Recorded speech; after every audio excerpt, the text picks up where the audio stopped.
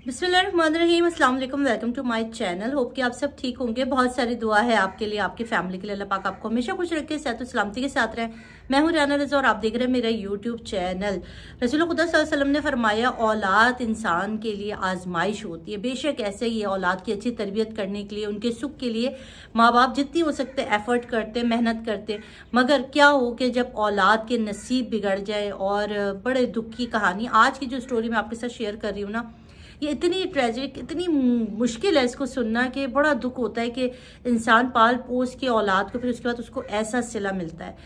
जनाब, ये कहानी है रुबीना की, जिसकी शादी होती है यूके में और एक ऐसे शख्स के साथ शादी कर दी जाती है जो कि इंतहाई गुस्सीला, इंतहाई बदज़बान और उसका पूरा ख़ानदान ही बहुत ही ज़्यादा सख्त होता है। अच्छा, भाई फैमिली ने सोचा था कि शादी हो जाएगी, लड़की दुबई चली जाएगी, यूके चली जाएगी, सेटल डाउन हो जाएगा। बट जब ये शादी होकर यूके जाती है तो इसके साथ बड़ा ही बदसलूकी की जाती है। इसका शौहर जो होता है ना, वो बड़ा ही बदज़बान किस्म का इंसान होता है। ताने देना, मारना, पीटना, बड़ा ही बदसलूकी के साथ रहते हैं। मगर जो लड़कियां हमारी जो पाकिस्तान से जाती है ना शादी होकर या तरबियत करके, तो उनके मिट्टी के अंदर है कि वो पुलिस में कंप्लेन नहीं करती, वो अपने शौहरों की इज्जत रखती हैं, वो अपनी मार कुटाइयाँ, उनकी बदज़बानी को भी बर्दाश्त करती हैं, क्योंकि मशरक़ी ख़वातीन को यही टैग दिया गया है कि वो मर्द की हर तरह की जुल्म को बर्दाश्त करें। अच्छा जी, इन्होंने अपनी एक तवील ज़िंदगी इस बदज़बान इंसान के साथ गुजारी जो कि इसके ऊपर बड़ा ही जुल्म करता था, बड़ा ही बदतमीज़ी करता था। अच्छा जी, इनकी 2 औलाद होती है, एक बेटा और एक बेटी। अब ये इसी तरीके से इनकी ज़िंदगी चलती रहती है। जैसे जैसे एज बढ़ती है, बच्चे जवान होते, मार पीट में तो कमी आ जाती है, मगर बदअखलाक़ी, बदज़ुबानी में कोई फ़र्क नहीं आता। तो घर के अंदर आए दिन झगड़े झड़ाइयाँ चलती रहती हैं। अब जो इनकी बेटी होती है, ये जो होती है, ज़ाहिर है वहाँ की पैदाइश होती है यूके की, ब्रिटिश, इसके पास नेशनैलिटी होती है। तो ये क्या करती है, ये अपने कॉलेज के एक लड़के को पसंद करने लगती है और इसकी बहुत ज़्यादा वहाँ पर अपनाइयत होती है। और फिर एक दिन ये आके अपनी वालदा से कहती है कि मैं इस लड़के से शादी करना चाहती हूँ, मैं उसको पसंद करती हूँ।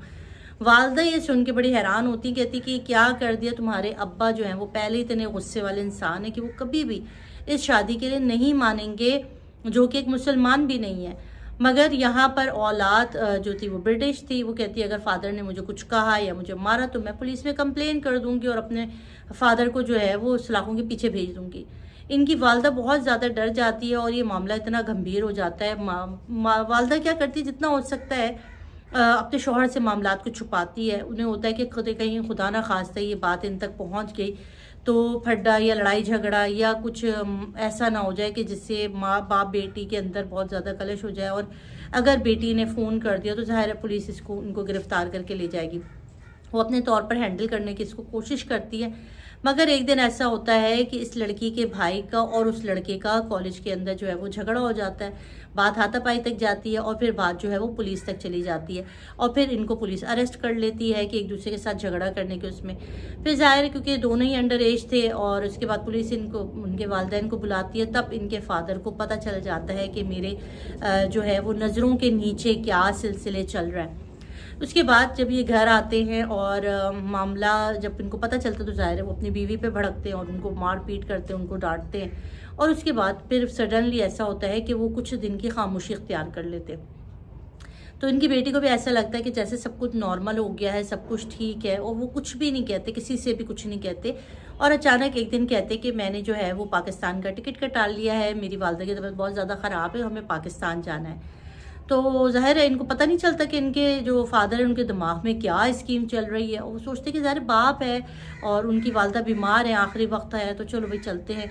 तो इस बहाने ये तीनों बच्चों को, बेटे को छोड़ के, बेटे को वहीं पे यूके में छोड़ के, अपनी बेटी, अपनी बीवी और ये तीनों जो है वो पाकिस्तान के शहर पंजाब के अंदर आ जाते। पंजाब में ज़िला झेलम के अंदर इनका घर होता है, भाई घर।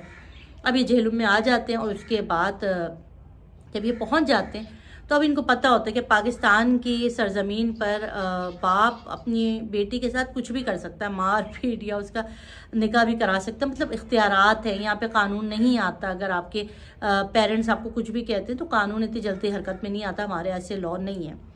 अब यहाँ पर आते इसको पता चलता है कि 1-2 दिन के अंदर पता चल जाता है कि इनके फादर इसे धोखे से लेकर आए हैं और अब यहाँ पर वो छेड़ देते हैं इसकी शादी का सिलसिला अपने ही भाई के बेटे के साथ। अब ये क्योंकि जाहिर है वहाँ पसंद करती थी और इससे फ़ोन भी छीन लिया जाता है, वालदा को भी डरा धमका दिया जाता है। और फिर इसके बाद इससे ज़बरदस्ती, जो बताने वाले हैं उन्होंने बताया कि इसकी ज़बरदस्ती बाकायदा तौर पर जैसे इसके हाथ पांव बांध के इसका जो है ना वो साइन करवा के निकाहनामा करके इसकी शादी कर दी जाती है। ये बिल्कुल राज़ी नहीं होती है ना उस लड़के के साथ। अच्छा, बड़े मज़े की बात है कि इतना सब कुछ हो रहा है और ख़ानदान के जो लोग हैं वो भी जानते हैं कि ये सिलसिला हो रहा है, क्योंकि उन्हें बता दिया गया था कि भाई लड़की फला फला लड़के से कर रही थी। ख़ानदान की ना ख़ानदान की इज्जत के सवाल है, तो सब इसके अंदर खुश थे।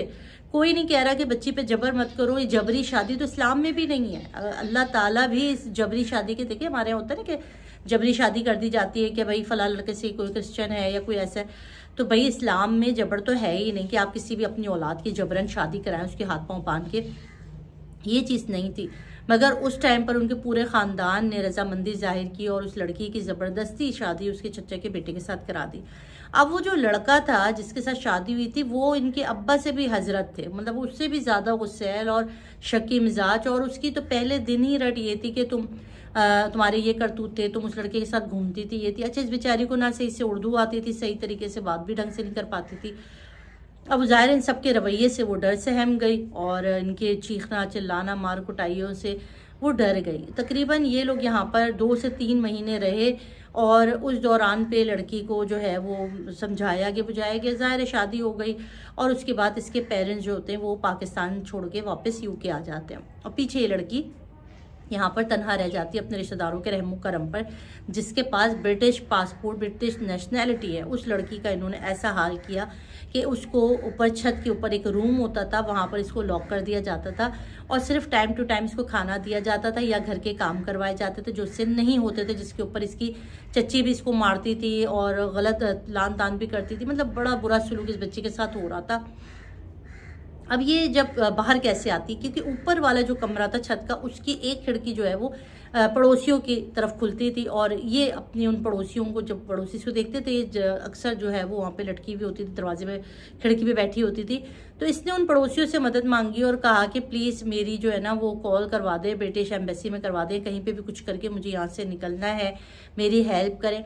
और फिर वो खातून जो है वो इनके फादर से रब्ता करती है, उनको नंबर दिया जाता है और उनके फादर जो है वो बिल्कुल भी रजामंद नहीं होते, मगर उसके भाई को पता चलता है कि इसके साथ ऐसा सलूक हो रहा है और उसके बाद फिर इसके घर पे इससे बात की जाती है, इसको यहाँ से निकाला जाता है। इसके अंदर जो है एम्बेसी भी इन्वॉल्व होती है और फिर इसको बड़े ही आराम के साथ वापस बरतानिया रवाना कर दिया जाता है। और उसके बाद वहाँ से ये डिवोर्स क्लेम करती है कि मुझे डिवोर्स चाहिए, मैं ऐसे शख्स के साथ नहीं रह सकती जो कि एक नफसियाती बंदा जो टॉर्चर करता है। फिर जब ये वापस बरतानिया आ जाती है तो ये अपनी वालदा से भी कहती है कि आप अब इनके साथ नहीं रहेंगी और फिर इनकी वालदा भी जो है वो अपने शौहर से डिवोर्स ले लेती हैं और उसके बाद फिर ये दोनों जो है अलग से एक फ्लैट लेकर ज़ाहिर अपनी एक ज़िंदगी गुजारना शुरू करते हैं। और इस सब के अंदर खुलासा क्या है, अब देखिए ये सारी स्टोरी, इस तरह की बहुत वाक़यात होते हैं, ये एक दो नहीं है। आप देखेंगे सोशल मीडिया पर, यूट्यूब पर ऐसे लाखों वाक़यात है जिसके अंदर हमारे पाकिस्तानी फैमिलीज़ को ऐसे ऐसे पेरेंट्स को ऐसी परेशानियों का सामना करना पड़ता है। कहने को तो बाहर ममालिक चले जाते हैं रोज़गार के लिए, अच्छी तालीम के लिए, मगर वहाँ पर बच्चों की ये वाली चीज़ें हैंडल करना बड़ा मुश्किल हो जाता है। इसको आप बेहतर तौर पर भी हैंडल कर सकते हैं। आप अपने बच्चों को शुरू से ही गाइड कर सकते हैं कि आपने किस तरह के लोगों के साथ बैठना है, आपकी इस लिमिट क्या है, इस्लाम में क्या चीज़ है।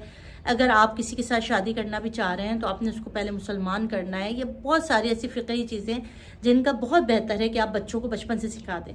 और बहुत ज़्यादा बाग़ियाना सोच तब आती है जब घर के अंदर फादर बहुत ज़्यादा स्ट्रिक्ट होते हैं, अपनी मर्जी चलाते हैं, वालदा के साथ उनका रवैया अच्छा नहीं होता। तो ये चीज़ खुदा के लिए अपने घरों में मत करें। तो फिर इस तरह बच्चे जो होते हैं ना वो बागी होते हैं और एक पूरी एक फैमिली तबाह हो जाती है। आप इस बचाएं इस बच्ची की जहनी कैफियत क्या होगी जिसके सगे बाप ने उसको पाकिस्तान ला के फेंका, सगे चचा चची सगे ही रिश्तेदारों ने उसको इतना मारा पीटा, मतलब उसको समझने की कोशिश नहीं की। अगर इस बच्ची को प्यार दिया जाता, मोहब्बत से हैंडल किया जाता तो आप यकीन करें ये बच्ची अच्छी निकल सकती थी, बेहतर तौर पर रह सकती थी।